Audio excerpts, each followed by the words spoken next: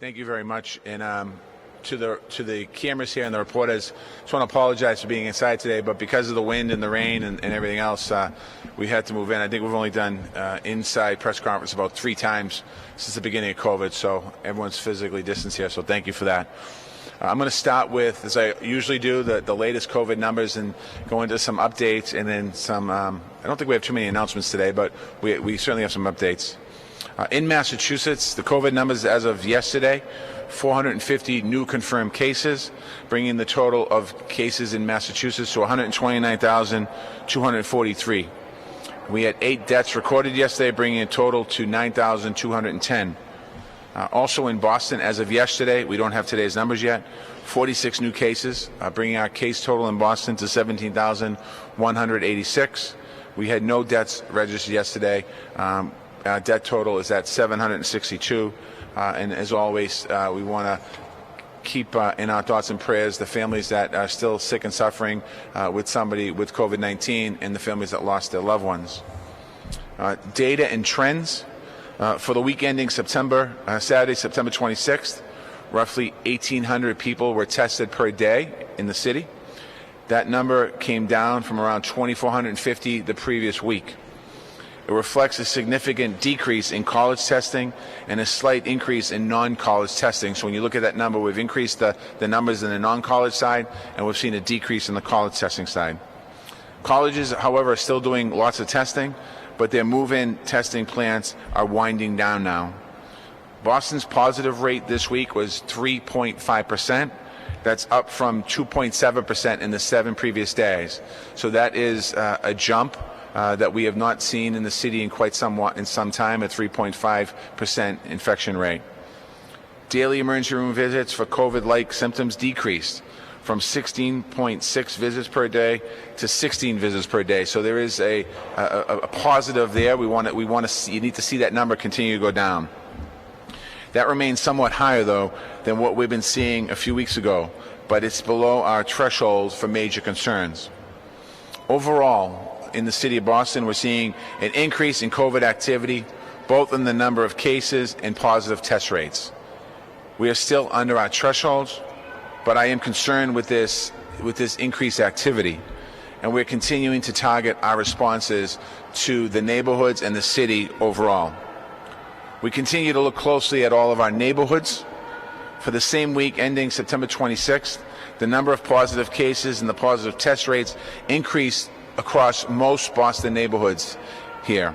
East Boston and the 02121, 02125 section zip codes in Dorchester came in over 7%, and that remains an area of concern. So as you saw a few weeks ago, East Boston was at 11.4%. We got it down to as low as 5.5%, and we're starting to see that number creep up again. And the Dorchester numbers, we're starting to see the 02121, 02125 numbers start to creep up again as well. We have to continue to do targeted outreach and testing in both of these neighborhoods. Our mobile testing team is at 40 Geneva Ave in Grove Hall to provide testing and access care, and will remain there through October 10th. I'm encouraging anyone and everyone to go get tested. I'm asking you to go to our testing site, our mobile testing site in Geneva Ave. I'm asking you to go to our testing sites that are in our health centers around the city of Boston. We're also, a number of neighborhoods are over the citywide average, fell between 4 and 5%. Allston, Brighton, Rosendale, Mattapan, South Boston, High Park, and the 02122, 02124 zip codes of Dorchester. We're looking at all of the different neighborhoods throughout the city to see what we can do, the programs and what we can institute to try and get these positive test rates down. Neighborhoods that remain under 3% are Roxbury, the South End, Jamaica Plain, West Roxbury, Charlestown, Back Bay, and the Fenway area of Boston. Roughly half of the cases that we've seen in the last 2 weeks of our data are in our Latino communities. We have been for some time increasing our bilingual outreach and geographic outreach based on the trends. And half of the cases that we've been seeing in those last 2 weeks are people under the age of 29. So what we're doing is we're seeing younger people contract the virus. This is an issue that we need to be very clear about. In that age group, you can still get very sick. And just as important, if you want to continue to not spread the virus, we're asking you to be careful, because as if you reach out to people that are vulnerable, or you go to their homes and you've exposed yourself, you're going to expose all of those folks, families, neighbors, friends. We're asking young people to take all the precautions that everyone else is taking. To all the young people in the city, I've said this many times, you're not immune to the virus or the impacts or effects of this virus. The only way we can make sure that you're protecting yourself and others is to follow the public health guidance. In particular, we're asking you to not to hold or attend house parties, indoors or outdoors. We've seen an increase in house parties throughout the city of Boston. We're getting reports from several neighborhoods about loud parties in South Boston, in Allston, Brighton, in Mission Hill. The noise level is inconsiderate, but the larger concern is the viral transmission. I want to remind all the residents that are watching today that if you can call the police department if you're hearing a disturbance. You can call the party line at 617-343-5500 or call 911. But we're asking people for your cooperation first. To anyone who's hosting house parties, I'm urging you not to do it. On Sunday, when the Patriots are playing, we're asking you not to have house parties. We're asking you not to gather in large groups. And anyone who's invited to a party, my suggestion to you is make the right decision and right choice and don't go. Find a safer way to socialize. We need everyone to remain vigilant. On the state metrics, as I said last week, we expect to be in the red zone very soon, and it's likely going to happen this evening. That means we've been seeing more than 8 new cases per day per 100,000 people population. As a reminder, this is a raw case total. In Boston, we look at wider range of metrics, including the positive rates and the hospital data. I can confirm today that we'll not be moving forward yet into Step 2, Phase 3. That means we're not going to be opening indoor performance venues. We're not going to see increased capacity at outdoor performance venues. It will stay at 25% with a maximum of 50 people. Certain activities will remain closed, like trampoline parks, obstacle courses, roller rinks, and laser tag. Fitting rooms and retail stores will remain closed. Gyms, museums, libraries, and driving schools will remain at 40% capacity limits. To all the businesses, I want to thank you for your patience and cooperation. If you have any questions, please reach out to 311. The reason why we're taking this cautious approach to reopening is our attention to data and our commitment to keeping the people of Boston safe. Anyone who's upset with me and us in Boston for not doing this, think about some of the decisions you might be making going to a party. Think about some of the decisions you might be making socializing. The reason why we're doing this is because we're seeing our numbers go up here in the city of Boston. We want to make sure that we stop that increase before it becomes to a point where we're having the entire city shut down again. At the same time, the state has made some changes to Phase 3, Step 1 that we are accepting in Boston.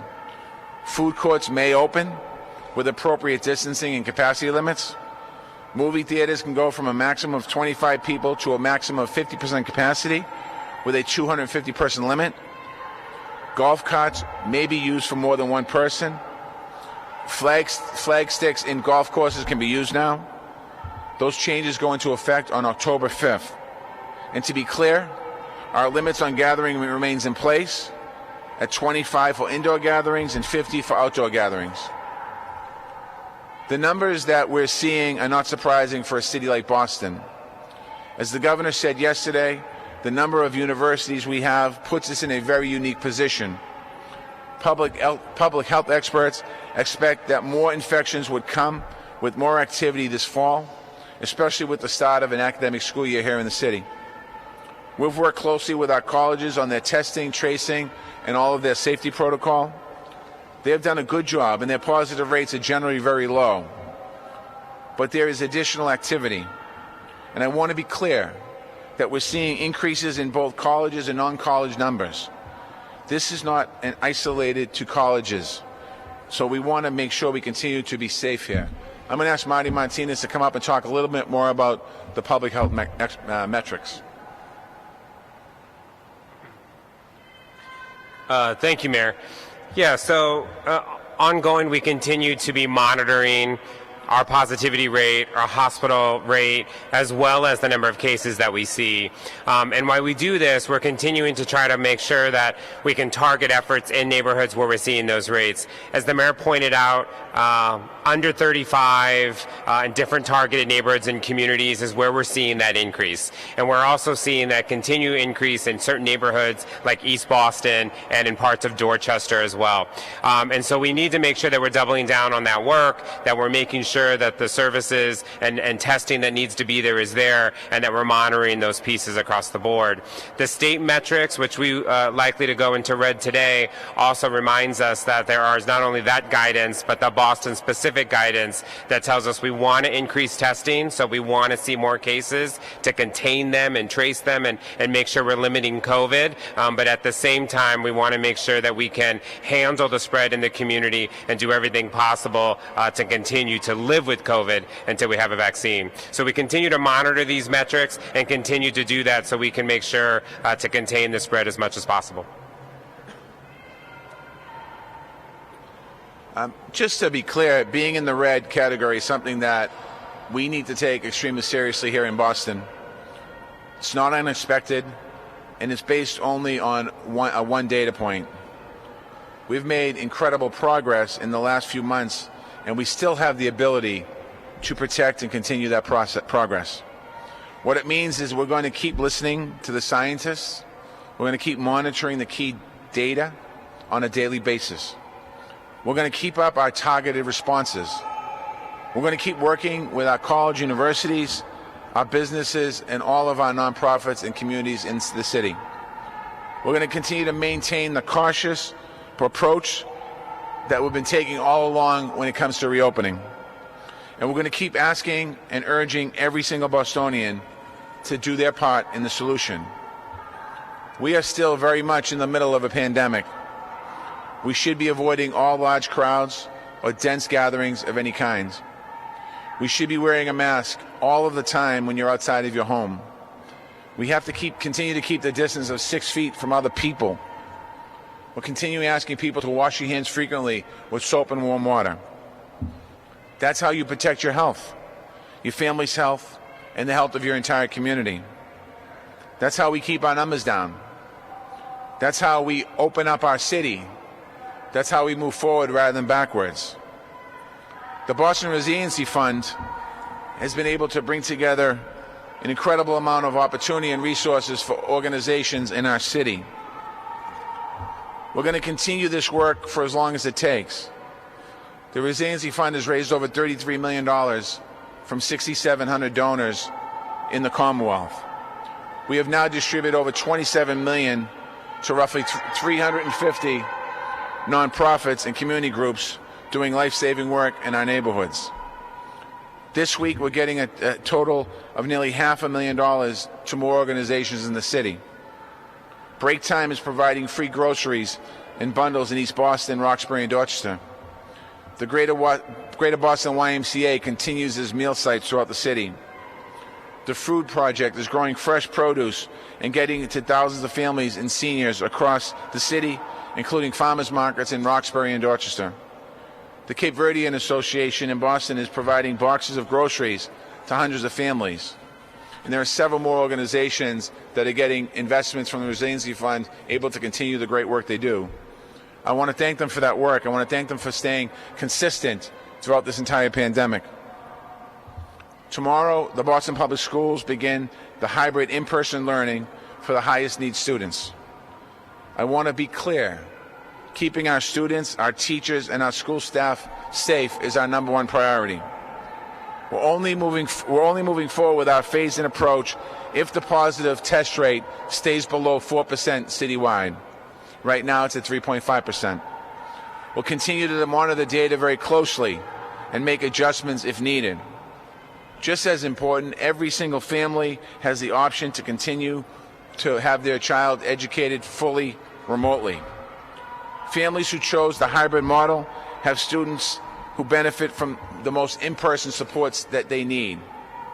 Our students have been out of a school building, and our high-need students have been out of a building for 6.5 months. Many families are eager to get their kids back into a building, back in front of teachers.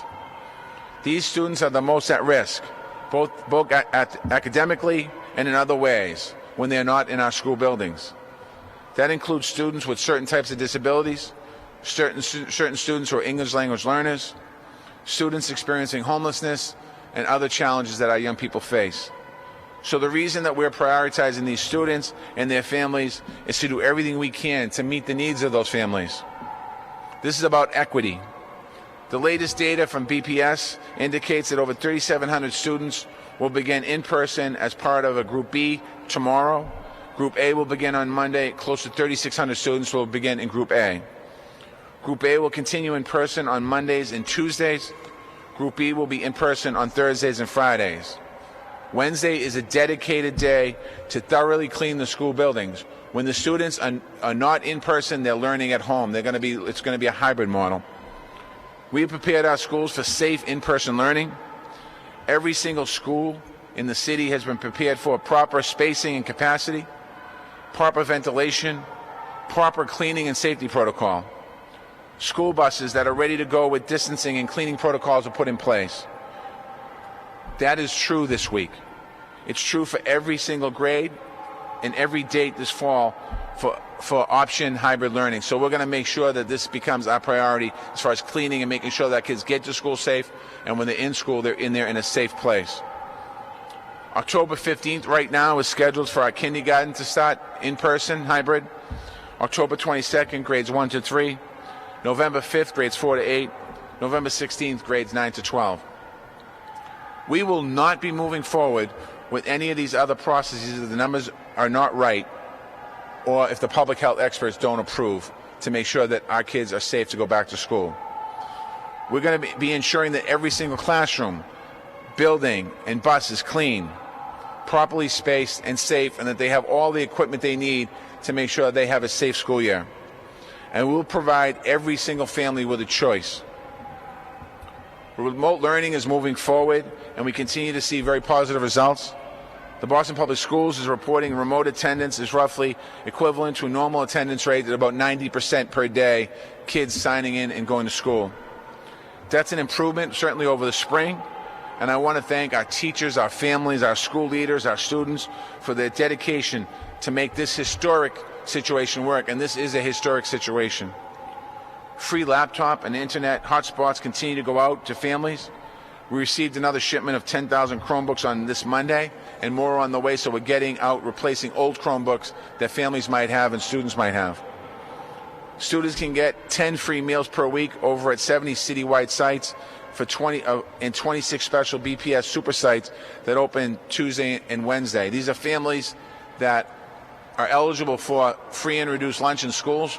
We're going to be giving them enough lunch that when they're not in school, they're learning remotely, they can pick up the lunch and have it, and the breakfast is for the week. For any questions on resources for food, families can visit boston.gov/food resource map for full list of sites, or go to bostonpublicschools.org for free meals. That's 2 websites, the BPS, you can find out about meals. I'm also going to announce a financial resource for BPS families. We have worked out a partnership with Staples to give every BPS student a $50 in-store shopping card for their back-to-school supplies. I want to thank Staples for that. 54,000 cards were distributed last week to schools who are currently arranging distribution with families. The card can be used in any Staples store anytime until November 30th. You cannot use it online. It has to be in person. I want to thank Staples and their partnership for this.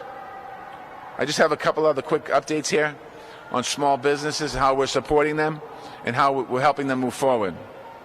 As we all know, small businesses are the heartbeat of our local economies, and we are dedicated to supporting them through this very difficult time. The Small Business Relief Fund has distributed over $7 million in grants to over 1,850 businesses throughout the city. In May, we created a $6 million Reopening Boston Fund to support safe and healthy reopening for small businesses in Boston, where they can buy PPE and other equipment they need to reopen safely. To date, we've issued more than $2.7 million in debt-free grants to 1,325 small businesses. 57% of those businesses are owned by people of color, 55% are owned by women, and 66% owned by immigrants. The Reopen Boston Fund continues to offer grants to small businesses for up to $2,000 to help reopening costs. And for now, our restaurants, we are expanding the Boston Reopening Fund to also cover cold weather preparation for outdoor dining.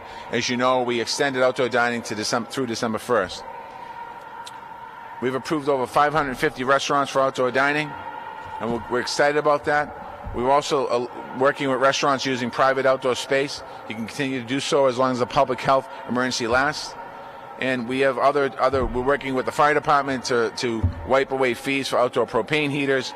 And we also know that the big shortfall for revenue with our restaurants is having access to guests. So we want to do everything we can to help them. And if you want to help our restaurants, go to boston.gov/smallbusiness to find all the things that you can do. I want to remind everyone that as of tomorrow, our city's ban on plastic bags is back in place.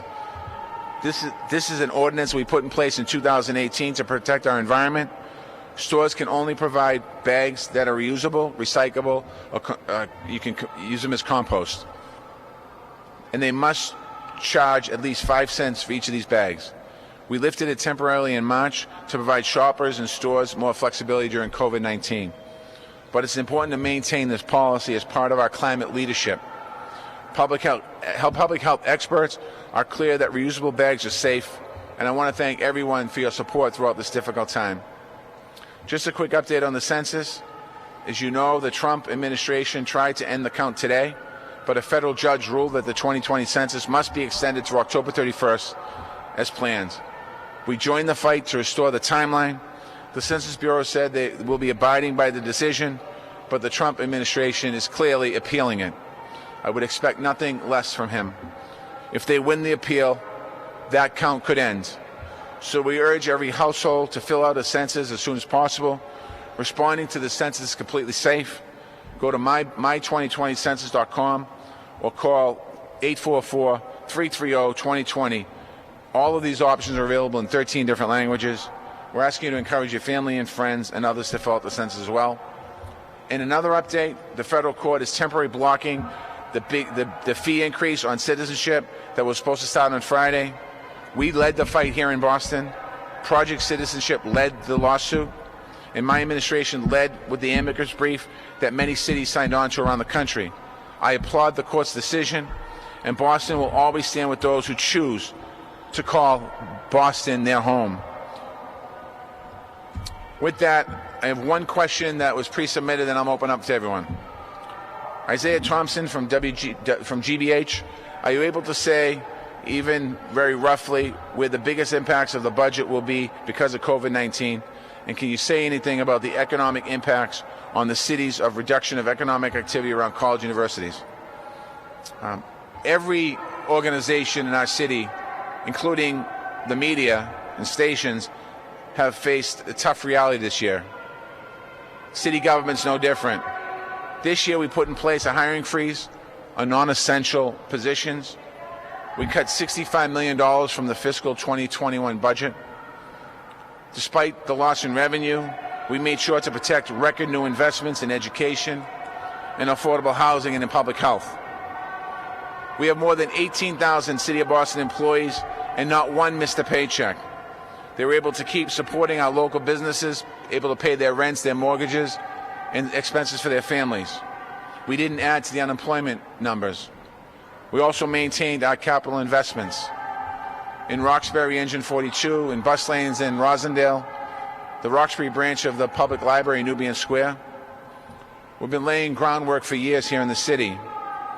Through responsible budgeting over the last 7 years, we earned a perfect AAA bond rating every single one of those years. An analysis report in the New York Times last month found that Boston, Massachusetts, is the city government best prepared fiscally for the current economic crisis. Areas cut. We delayed our bond sales and payment until next year. Hiring freezes saves expected spending on salaries. Overtime reductions both in police and fire. Cuts or delayed for non-essential purchases like vehicles. Building energy usage is down because work from home. So we're doing a lot of that. We're going to stay on top of the finances as we move forward in the next coming months and probably a couple of years here. With that, I'll open up for questions. You said you're not comfortable moving to step 2 of phase 3 right now. The governor says 3 weeks out of the red and you can. Is there a different metric for when Boston will be ready, or how are you going to determine when we can move to step 2 of phase 3 here in Boston? Well, first of all, we're not in the red yet, so we're going to be in the red tonight. And then it says 3 weeks, so we're just in the beginning of red. So what we've seen, the data that we've seen in Boston, it's been relatively low, the infection rate in the city over the last 12 weeks. It's been going up and down a little bit. This week we've seen probably the biggest increase in quite some time, from 2.2 to 3.5% across the city. So I can't give a date because the virus is unpredictable. But what I want to avoid, I would much prefer to hold back on this phase than in 3 weeks from now have to stand at this podium and shutting the city of Boston down again. And last week you said you worried about it, which would go back to Yeah. now 3.5%. Are you nervous now? I'm a little concerned, and there's no question. And again, to be very clear here, like all of us, this has been a roller coaster ride. We've hit the peak back in May and June. We've come down significantly from that time. But as I've said every single time I've spoken at this press conference, the virus is unpredictable. And again, it's within the control of all of us, the public, to keep those rates down and keep those numbers down by not having large gatherings, wearing masks, being careful.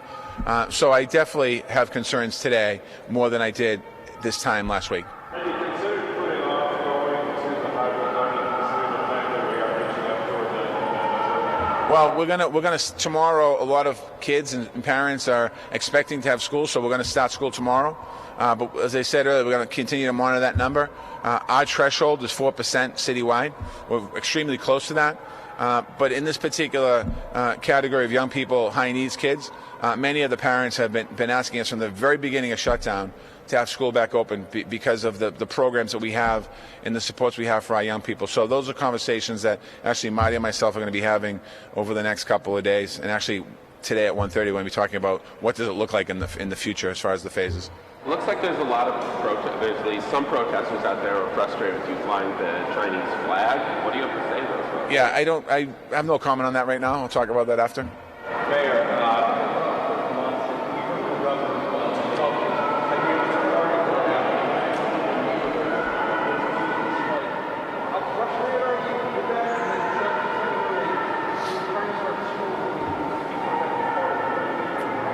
Yeah.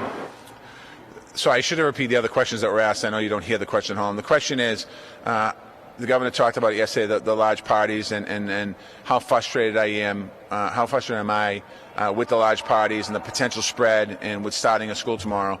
A week ago, I stood at this microphone, and we were at, I believe, 2.7% infection rate. We're at 3.5.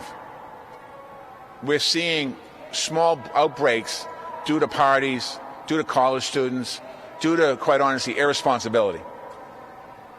We need people to be responsible. My message to college students is clear. Most of them are freshmen and sophomores that came to the city. You wanted to come to college to Boston. You wanted to be here. You want to be treated as adults. Well, then act at it. There's no reason to have parties in neighborhoods where there's people living on the left side of you, the right side of you, that are elderly and concerned about what's happening. You wanted to live in Boston because it's the best city in the world. You wanted to go to school here because your college is one of the greatest in the country. Then we're asking you to be responsible. Saying I'm frustrated, I do get frustrated because here we are today laying down millions of dollars to open school. We have businesses on the verge of bankruptcy. We have restaurants that need to open up. We have arts venues that need to open up. We need people that need to come back to work. And we're in the process of concerned about, do we have to shut everything down again? Because 25 people here, 25 people there, 25 people over here decide to get together and have a party and raise the number in Boston to get us to the red point. That's irresponsible. So I guess I can say I am frustrated. And I'm concerned. I'm concerned about the elderly resident. I'm concerned about the nursing home resident. I can't tell you how many times I've heard the coronavirus doesn't kill young people. I've heard that, young people are immune to, they might get sick, but they're not going to die. 9,210 Massachusetts residents that were with us 6 months ago today are not with us today. 200,000 Americans that were living in America 7 months ago today are not here today not because of cancer, not because of their age, because of the coronavirus. This is a serious pandemic. This is a serious virus. If you're 21, if you're 19, and you get COVID, yeah, the numbers say you'll probably be okay. But what the numbers don't say is your parents won't be okay, your grandparents won't be okay, your elderly neighbor next door won't be okay, the woman you're in the supermarket with that you cough on that gets the coronavirus will be okay. So we're asking people to act responsibly. Because I've watched in the last 7 months here, I've watched what it means to close the economy. I've watched what it means to the restaurants. I've watched what it means to the service employees. I've watched what it means to all the people that have lost their job. I've watched all the people that are concerned about paying their rent, paying their mortgage. We are better than that. And we have to start acting better than that.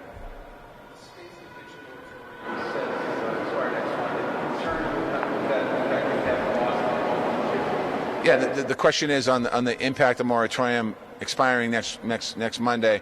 How concerned am I? I'm certainly concerned about the impacts of people not being able to pay their rent. We created a fund, $6 million fund. No, we created an $8 million fund. We've spent $3 million of it, $5 million available. We're probably going to need more than that. We're monitoring that very closely. We've been in very close contact with the state, working on some ideas on what we can do moving forward. What the city's going to do on our public housing, we've extended the moratorium to the end of the year, the eviction moratorium. Maybe just a picture of you watching the debates last night in your recliner, wondering what you thought about last night, specifically the president's comments about white supremacy. Well, I sat down, I got home, I watched a little bit of the pre-show to see what the spin folks were going to say, and I thought last night was an opportunity for a conversation around what the future of America is going to look like. One candidate came prepared to have that conversation, the other one clearly didn't. And I think that that whole exchange with the moderator, Walsh, and the president around not condemning white supremacy, when he was asked the question about what would he say to his supporters, he didn't ask that clearly. I think America knows who sits in that office right now, and I think the choice is clear as far as I'm concerned. But it's a shame. I got an email this morning from my aunt who lives in England, and she said something to the effect of basically what a sad statement for America, that debate last night, and Donald Trump was an embarrassment, and hopefully in the next debate the moderators can control the conversation and actually have a conversation about the future of the country. How do you think Boston voters haven't thrown out an incumbent mayor in 70-odd years? Do you have any thoughts on that? No.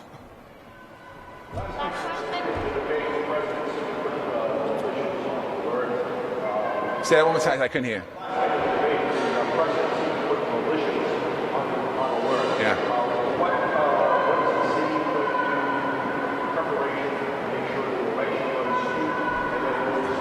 Yeah. The question is, last night the president made gestures to putting the militia on alert, and what's the city of Boston going to do? First and foremost, when the president was talking about elections and mail-in ballots, it was really astonishing that the undercurrent was he was asking for violence at polling locations. That's what the message was. There's no gray area. That's what he said. That will not happen in Boston. No one will come to a voting location and intimidate any voter in the city of Boston. In all our precincts throughout the whole city, that will not happen. If people choose to come in-person voting on Election Day, you will not be threatened at the polling location. You will not be harassed at the polling location. Anyone that wants to do that you will be dealt with, you'll be arrested, and you'll be prosecuted for anyone that's trying to impede anyone's right to go in and cast their vote in the city of Boston. Speaking of ballots, 3,000 ballots in the primary were absentee and early ballots rejected for 4.2% rate. Is that rate acceptable to you? And what's going to be done to make sure that ballots that are available are proper? Certainly, my concern here is to make sure that every ballot is counted and every vote matters. The ballots that were discarded arrived after the deadline to be counted, and they weren't signed correctly or didn't include an envelope. So the one thing about this election that's a little different than the last election is they have to be postmarked by November 3rd, so they're going to come in after the deadline, and we're going to be able to count those ballots. In this particular election, if you remember, the courts didn't allow that to happen here. We've been communicating every step of the way with the election department to make sure that they're preparing for the state election November 3rd. We're going to see increased numbers of ballots coming in. We're urging residents to make sure that when you fill out the ballot, follow the instructions on the ballot. Make sure you do that. We're also suggesting to voters, we're going to have ballot drop boxes throughout the whole city. So you can either put it in the mail or put it in mail drop boxes throughout the city of Boston. We're going to be very clear and transparent now as we're educating voters. So this is voters sometimes voting by mail. They've never gotten an absentee ballot before. So there is a process they have to follow. So we want to make sure that every single vote counts. Thank you. Our sister station, Telemundo, really quickly. The Trump administration is allegedly preparing an immigration enforcement bill next month, sanctuary cities. Yeah. No, the great crime. I'm not laughing at the question. The question is, the Trump administration is talking about doing an immigration sting, I guess, next month. Let me just be clear. Donald Trump has been president for 3.5 years. He has threatened these stings at least 3 or 4 times a year. It's ironic that he's threatening them around election time. Let's look out for each other. Let's take care of each other, and let's stop listening to the rhetoric of Donald Trump. Donald Trump did this today because he needs to change the narrative of last night's debate, where he embarrassed himself last night in the debate. So I would just ask everyone to continue to stay connected to the city. My Office of Immigrant Advancement will get any information out to anyone on any type of these strings. Let's not fall for rumors what's happening. And I'd ask the press to do the same thing.